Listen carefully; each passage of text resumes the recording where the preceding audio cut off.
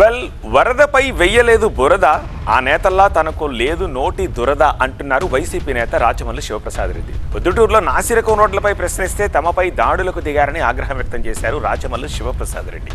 అవినీతిని ప్రశ్నిస్తే తనను నోటుకొచ్చినట్టు తిడుతున్నారని వాపోతున్నారు ఆయన.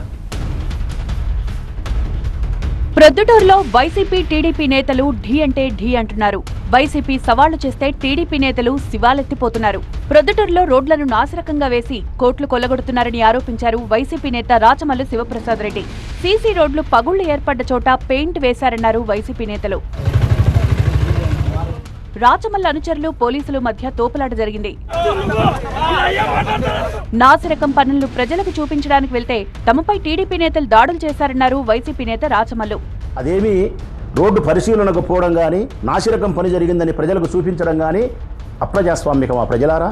ఆ సంబడానికే నంద్యాల వరదరాజిరెడ్డి కుమారుడు కొండారెడ్డి, మహేశ్వరరెడ్డి, మరికొంతమంది ఎక్స్ కౌన్సిలర్లు, అనునూయులు, చిట్ట చివరకు వారి చిన్న ఆయన 80 సంవత్సరాల వయసు కలిగినటువంటి మాజీ మండలాధ్యక్షుడు రాఘవరెడ్డి గారు, వీరందరూ అక్కడికి మాపై దాడి చేయడానికి వస్తారా?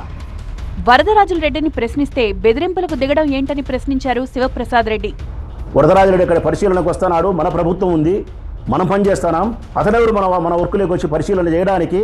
ఓ బంగారెడ్డి అడ్డుకోపని చెప్పి నా బామర్దులను ఏమైనా పంపిండినా, మా వైఎస్ఆర్ కాంగ్రెస్ పార్టీ నాయకులు పంపిండినా? పెద్ద ఆయన, మరి ఎందుకు నీ కొడుకు దాడులకు తెగబడుతున్నాడు? ఎందుకు నీ తమ్ముడు దాడికి వస్తున్నాడు? ఎస్ఎస్ మాల్ను పరిశీలనకు పోతే ఏమి మీ బాధ? పోనీలే, మీ మీద ఒక అవినీతి ఆరోపణ వచ్చింది, అతను పరిశీలనకు పోతున్నాడు, సంబంధించిన డిఎఫ్ఓలు అధికారులు వస్తున్నారు, పరిశీలనకు వస్తావా అని చెప్పి 100 మంది ఇళ్ల మీదకి పోయి దాడి చేస్తారా?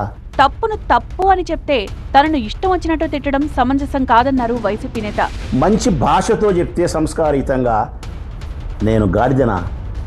గాడిద రెడ్డన్నా, గాడిద మాదిరి అడుస్తున్నాడు వాడు అని నన్ను మాట్లాడతావు కదా రాఘవరెడ్డి అన్న. అదే నేను నిన్ను అనాలంటే అసభ్యకరమైన పదజాలంతో కళ్ళు మూసి తెరిచే లోపల అనగలుగుతా, కానీ 80 సంవత్సరాల వయసు కలిగిన నిన్ను నేను అనలేకపోతున్నా. పొరపాటున మీ కొండారెడ్డిగానే మాట్లాడింటే తిరిగి నేను మాట్లాడిందినేమో ఇప్పుడు. మరోవైపు రాచమల్లు వ్యాఖ్యలను తప్పుపడుతున్నారు టీడీపీ నేతలు. అభివృద్ధిని చూసి ఓర్వలేకే తమపై విమర్శలు చేస్తున్నారన్నారు.